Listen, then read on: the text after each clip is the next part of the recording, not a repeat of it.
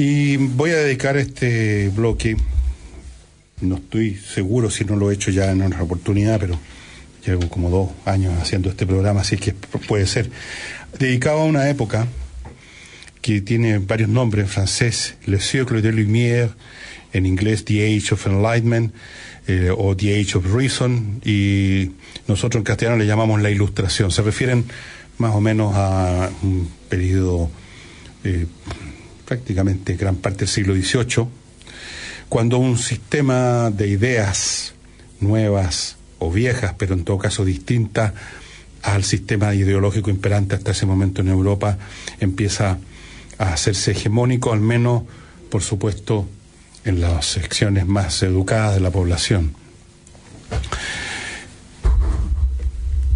En la historia humana hay de vez en cuando momentos en que efectivamente se produce no solo un cambio de paradigmas ideológicos, emocionales, valóricos, etcétera, sino que además se produce en un tiempo relativamente breve y se produce, por así decirlo, con mucha publicidad.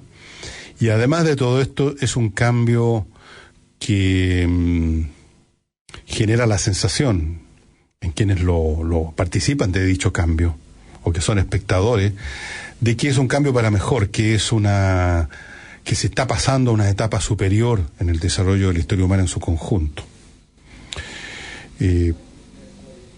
Hay otros momentos que son más largos y que ocupan la mayor parte de la historia, en que no pasa gran cosa.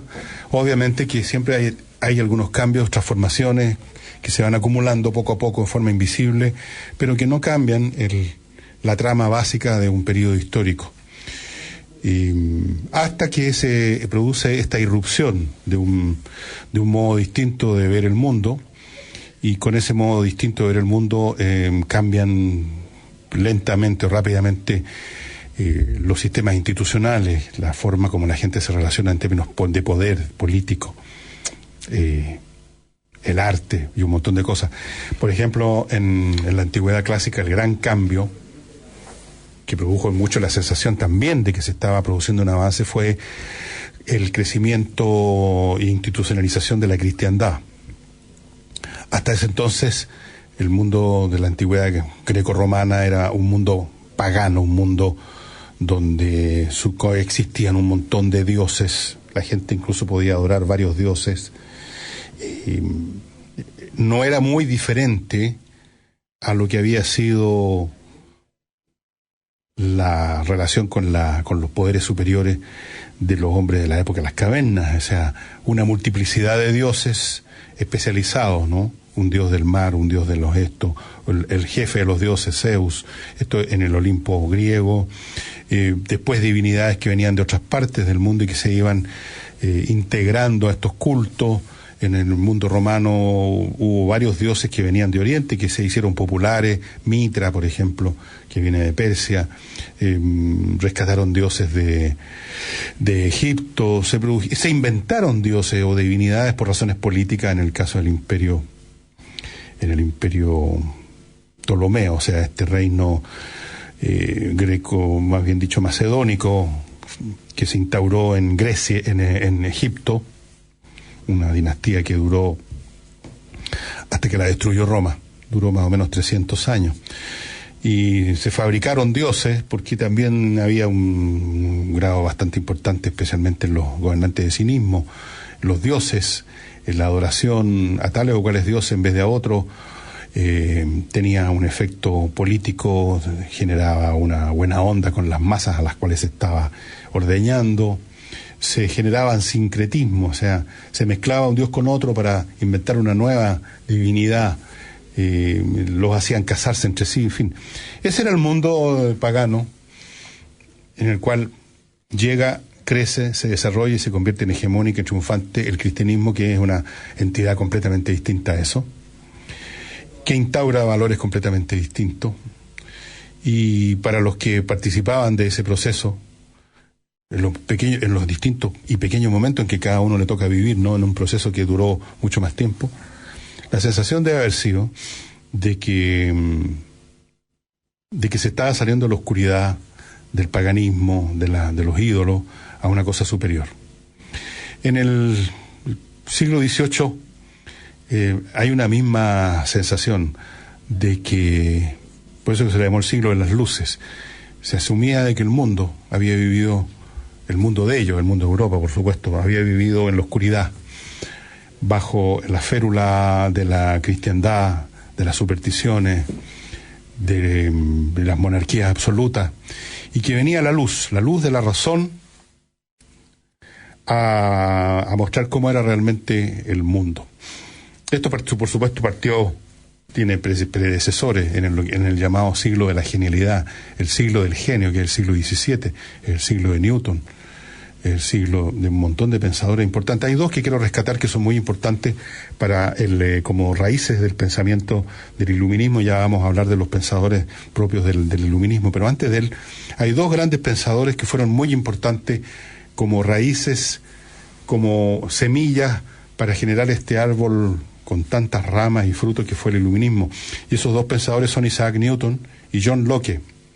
Isaac Newton, como ustedes saben, es un matemático, físico, diríamos ahora, que desarrolla la teoría de la gravitación universal, y junto con eso establece una serie de metodologías para estudiar el mundo, principios para estudiar el mundo,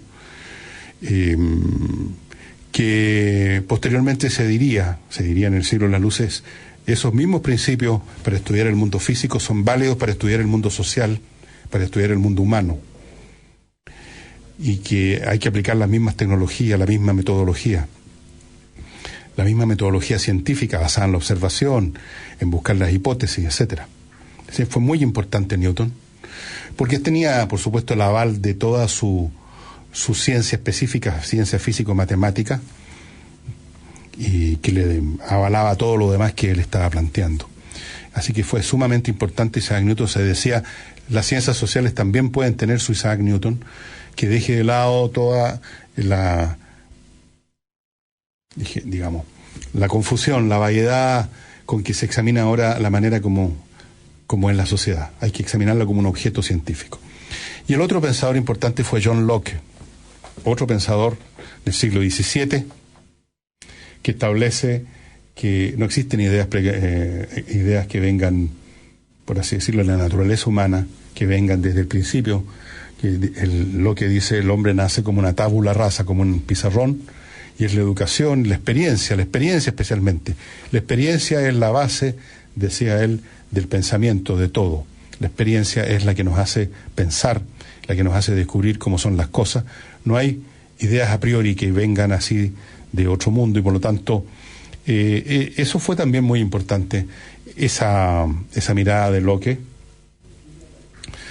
Y entonces en el siglo XVIII, cuando ya por factores económicos las bases de las sociedades monárquicas, de los reinos y de la estructura social que tenían empiezan a crujir, pero ese era un proceso lento, más o menos invisible. Esto tuvo una expresión en el pensamiento del iluminismo, que encuentra su principal territorio en Francia.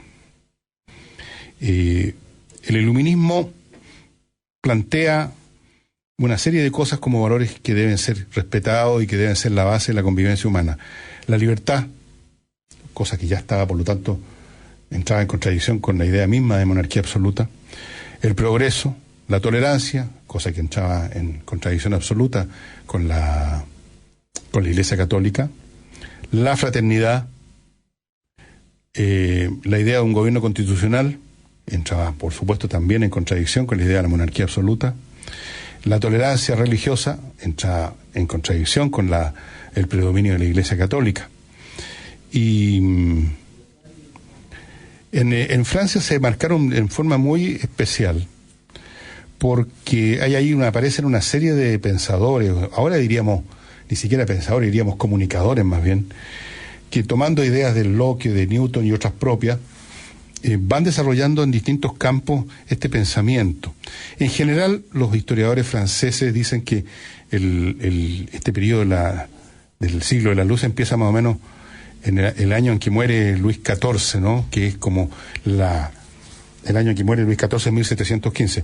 Luis XIV era como el epítome, la materialización más absoluta que ha habido de la monarquía absoluta. Luis XIV fue el que dijo l'état c'est moi, yo soy el Estado. Y terminaría este siglo las luces con la Revolución Francesa en 1789. O sea, ocupa prácticamente todo el siglo XVIII y prepara esa revolución en muchos sentidos. Como le decían, otros historiadores ubican el principio en el siglo XVII por estos pensadores importantes con la revolución científica, no solo de Newton, ¿no? Tenemos ahí a otros pensadores importantes, Leibniz, Spinoza, Descartes, qué sé yo, Galileo, por cierto. Entonces, ¿cómo se llamaban estos comunicadores franceses que metieron mano en todo? Ya vamos a hablar de la enciclopedia. Se llamaban les philosophes. No es que fueran filósofos, como entendemos el término de una persona dedicada a examinar el temas metafísicos o nociológicos, cuál es la naturaleza del ser, qué es la virtud, la bondad. No, era el nombre que se daba a cualquier persona que estuviese poniendo en el primer lugar la razón, y no la tradición y las ideas que supuestamente de inspiración y de origen divino. Y estas personas no eran necesariamente para nada filósofos. Había toda clase de personas, había científicos, había simplemente nobles, educados, personas educadas. Y todo este mundo de la ilustración, toda esta serie de personajes, voy a nombrarle algunos a los nombres importantes de este periodo, son Voltaire, por cierto, el gran ironista.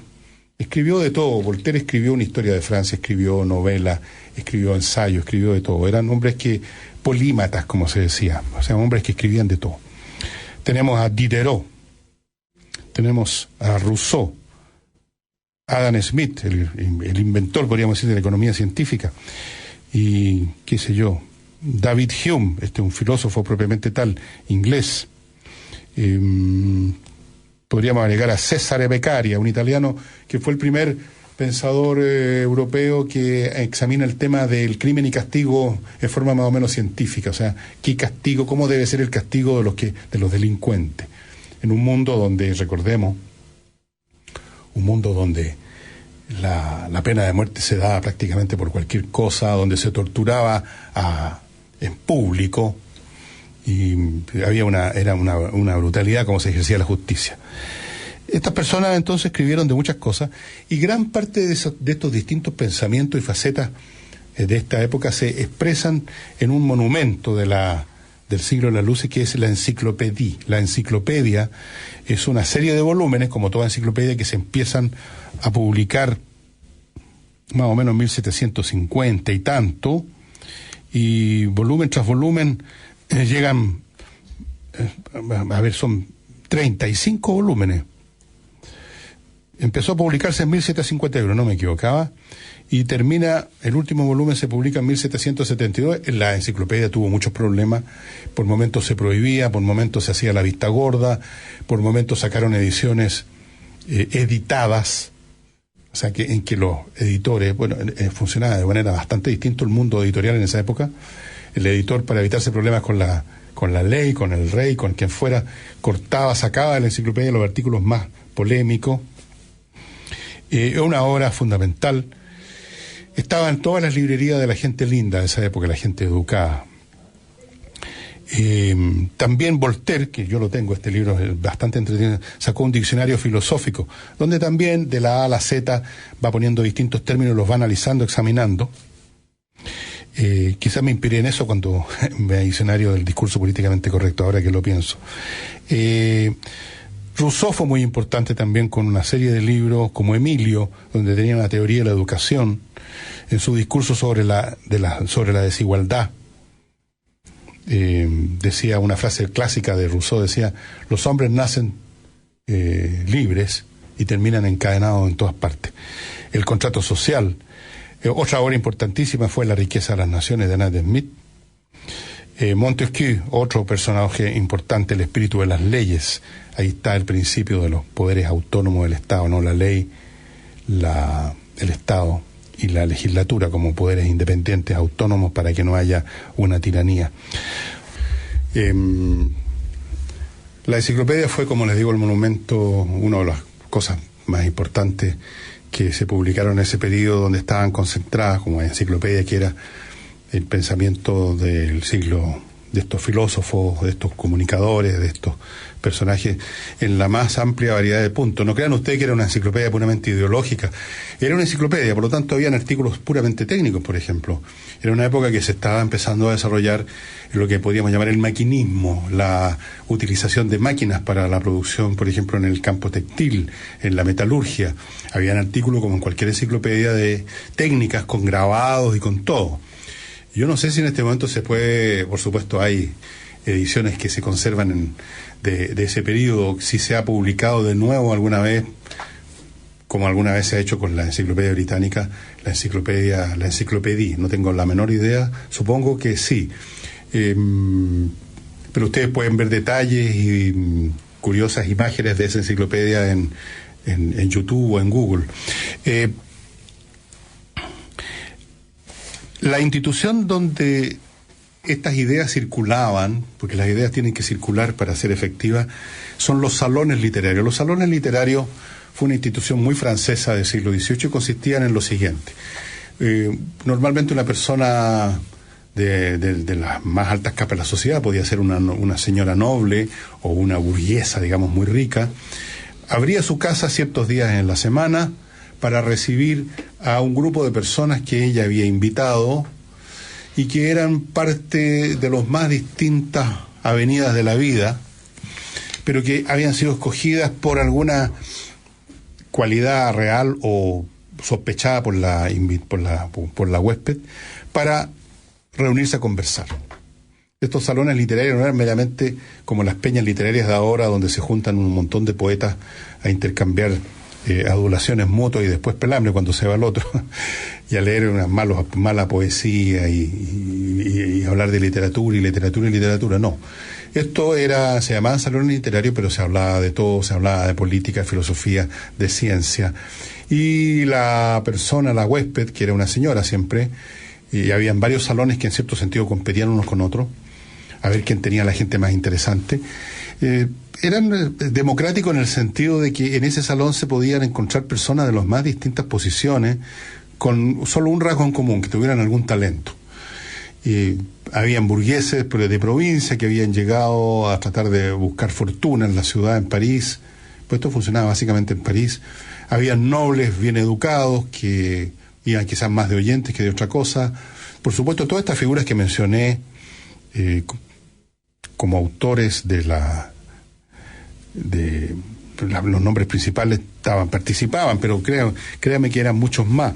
En la enciclopedia, por ejemplo, para hacer la enciclopedia participaron más o menos, y aquí está el dato, 150 personas, 150 científicos y filósofos, o lo que sea. De manera tal que había bastante gente interesante que era invitada a estas reuniones, a estos salones, y que funcionaban, como les digo, semanalmente, por 1 o 2 días a la semana, y que funcionaban, que tenían la función de diseminar de estas nuevas ideas, de ir generando, por así decirlo, áreas comunes, y por supuesto también áreas de disenso, y hacer que estas ideas no se quedaran meramente dentro de un libro, sino que se difundieran en sectores mayores, que se fueran formando lo que podríamos llamar opiniones públicas, en el seno especialmente de la aristocracia, de los altos niveles de la sociedad francesa. Y este proceso entre libros por un lado, entre salones literarios por el otro, fueron produciendo un efecto de disolución, de debilitamiento de los sistemas de valores tradicionales que sostenían todo este edificio. Y en ese sentido se podría decir, y esto es un fenómeno que se ha observado en todos los procesos revolucionarios, que las clases altas contribuyeron a su propia destrucción. No pasó algo muy distinto en la Rusia zarista, durante por lo menos de la segunda mitad del siglo XIX en Rusia.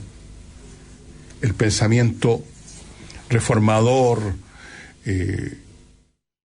se discutía y se comunicaba y se difundía en los sectores más elevados de la sociedad rusa, que dependían de la estructura social, económica y política tal como era en ese momento, y sin embargo ellos mismos estaban contribuyendo a disolverla. Eso sucedió también en Francia, en la aristocracia francesa, que iba a haber obras de teatro donde se burlaban del concepto de la aristocracia, como la famosa Barbero de Sevilla, por ejemplo, que fue un escándalo, cuando un personaje ahí dice los nobles, o se refiere a un noble, dice que no ha hecho otro trabajo en su vida que molestarse en nacer. Todo eso era pero muy subversivo.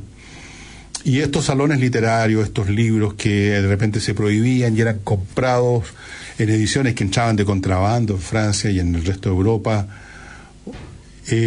contribuyeron a disolver la lealtad, el compromiso con el sistema de valores que sostenían la monarquía francesa. Por lo tanto, cuando llegó el momento de los que hubo con la Revolución Francesa, muchos nobles se sumaron al Estado llano y otros, los que estaban, por ejemplo, en cargos como oficiales del ejército de los regimientos franceses, solamente los nobles tenían acceso a cargos de dirección, a ser oficiales del ejército, debilitados por sus lecturas, por esta circulación de ideas que venía probablemente desde su nacimiento, habían nacido en un medio en que sus padres ya leían a estos personajes, evidentemente no tuvieron estómago para oponer fuerza militar al proceso revolucionario. En otras palabras, la monarquía absoluta se debilitó a sí misma porque se debilitaron los sostenes valóricos, espirituales, que son los que finalmente sostienen a cualquier régimen político, o visto de otro lado, la legitimidad. Si los sectores privilegiados de una sociedad no están convencidos de que su privilegio y su poder es legítimo, si tienen dudas de su propia posición social, si han estado moviéndose en un medio cultural, ideológico, donde su posición es puesta entre paréntesis, es criticada, es reprochada, y ellos en algún grado mayor o menor aceptan ese reproche y esa crítica, ustedes comprenderán que cuando llega el momento en que la cosa deja de ser ya una discusión en un salón literario, sino que se convierte en un enfrentamiento en la calle, estos personajes no van a oponer mucha resistencia. Alguien decía por ahí que los peces comienzan a pudrirse por la cabeza. Y efectivamente eso es lo que sucede con un sistema social. En Chile hemos visto en estos últimos años un proceso, por supuesto, mucho más tenue. Yo he pensado siempre que aquí hemos estado viviendo una revolución, escribí un libro sobre eso, y mucha gente ha creído que yo exageraba, pero no. Hay revoluciones que tienen muchas formas, no todas tienen que ser como la francesa.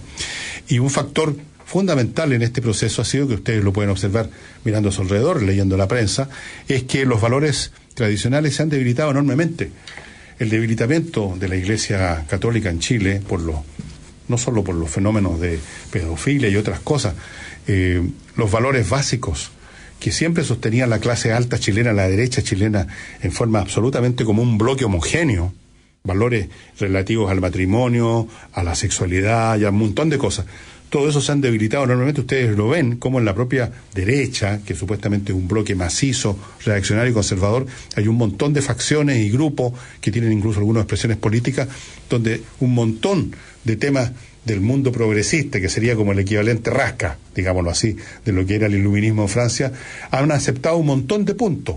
Y eso es un debilitamiento de las estructuras de pensamiento y de valores de una clase, y por lo tanto es un debilitamiento de su capacidad para mantener su situación en este mundo. Y eso es efectivamente lo que ha pasado y lo que hemos estado viendo.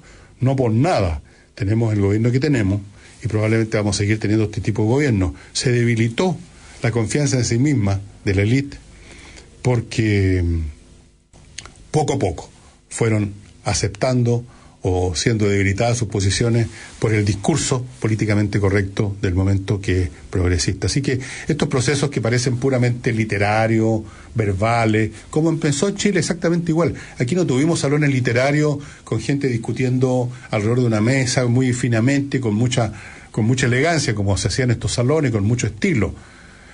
Tuvimos el equivalente nuestro, eso fue lo que se llamó los temas valóricos. ¿Recuerdan? Hace 10, 15 años ya parece algo que está en un pasado muy lejano. Estas discusiones son el equivalente a lo que tuvieron los franceses con los salones literarios. ¿Quiénes fueron las figuras centrales de este movimiento en París? Que en Francia se centraba el asunto y dentro de Francia en París. Dos personajes. Voltaire. Voltaire es el clásico personaje del iluminismo francés, un personaje muy brillante, muy irónico, que escribió de todo. En algún momento fue exiliado, en algún momento estuvo preso, detenido en la Bastilla, entraba y salía, sus libros eran quemados o rescatados. Es un personaje muy notorio.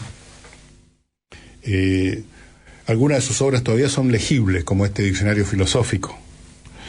Y el otro personaje importante, que más que trabajarle por el lado del entendimiento lúcido y frío, como es propio de la mente irónica, le trabajó por el lado de las tripas y el sentimiento de Jean-Jacques Rousseau, un tipo bastante, en lo personal, bastante desagradable, porque era un hipócrita, era un tipo que mientras lloraba sobre la infancia y ponía los ojos en blanco, había abandonado a un niño. Bueno, ustedes conocen en el tiempo moderno gente así, compensan con un discurso y con postura melodramática lo que en la práctica no llevan a efecto, o sea, son bastante hipócritas. Este hombre era muy hipócrita, pero dejemos de lado a Jean-Jacques Rousseau, vamos a su obra. Emilio, un libro sobre la educación, sus observaciones sobre la desigualdad, su idea, bastante absurda, de que la civilización corrompía al hombre. Los hombres nacían en estado de naturaleza. Me imagino que se pasaba una fantasía sobre los indígenas americanos. Los hombres eran todos buenos, pero llegaba la civilización y los corrompía. Él también creía de que la propiedad privada había corrompido al hombre, que antes, cuando todo era común, no había ningún problema. Por supuesto, Jean-Jacques Rousseau no tenía la más mínima idea de cómo realmente funcionaban las sociedades tribales, no era antropólogo, no había hecho ninguna investigación, él estaba puramente fantaseando. Las sociedades más primitivas no son más humanas, más buenas, no andan toda la gente tomando la mano, eso nunca existió. Al contrario, sabemos ahora que las sociedades tribales son mucho más brutales, sangrientas y destructivas incluso que las sociedades modernas llenas de armamento moderno. En las batallas, esto ha sido estudiado entre tribus, podía perfectamente ser liquidada toda la población masculina de la tribu derrotada, cosa que no ocurre ni siquiera en las peores guerras hoy en día. Pero Jean-Jacques Rousseau se hacía esta fantasía, esta ilusión, compartida por muchos intelectuales, llamémoslo así, franceses y europeos, que no tenían conocimiento de cómo era la realidad. Así hicieron hasta óperas. Hay una ópera que se llama Las Indias Galantes, creo que es de Rameau, pero no estoy seguro, podría ser de Lully, uno de estos músicos de la época. Las Indias Galantes. Se hacían la fantasía de que, una fantasía que fue bastante común, de que los hombres simples de una época más atrasada, sin civilización, eran mejores personas. Otro nombre importante de ese periodo es Montesquieu. Montesquieu fue el que, como les dije, ya introdujo la idea de que en un gobierno, para que no haya una tiranía, para que funcionen las cosas, que haya libertad, tiene que haber una separación de poderes. Y estos conceptos de Montesquieu fueron adoptados nada menos que por la Constitución norteamericana. En la Constitución norteamericana, si ustedes la leen, está claramente establecido el concepto de la separación de poderes entre el Estado propiamente tal, el legislativo y la justicia. Y dicho sea de paso, todos estos filósofos, todos estos autores de artículos para la enciclopedia, eran bastante poco revolucionarios, ¿no? Y normalmente se murieron antes que llegara la revolución, salvo Montesquieu, que murió en 1794 en la guillotina, porque en algún momento, como siempre ocurre en las revoluciones, los grupos más exaltados que van tomando la posta consideran a todos los grupos anteriores, incluyendo a los pensadores, como reaccionarios, así que le cortaron el cogote. Estos hombres no eran revolucionarios, yo diría que se las podría describir como reformistas, pero por supuesto, como ya dije, fueron fundamentales para minar, para deteriorar los fundamentos, la legitimidad de lo que se llama l'Ancien Régime, el antiguo régimen. y preparar el terreno ideológico y emocional para la Revolución Francesa. Así es que este fue un siglo muy interesante. Podríamos mencionar otros aspectos de este siglo que tienen que ver ya con la filosofía propiamente tal. Esta es la época de Immanuel Kant, un gran filósofo alemán muy importante que da vuelta la filosofía completamente.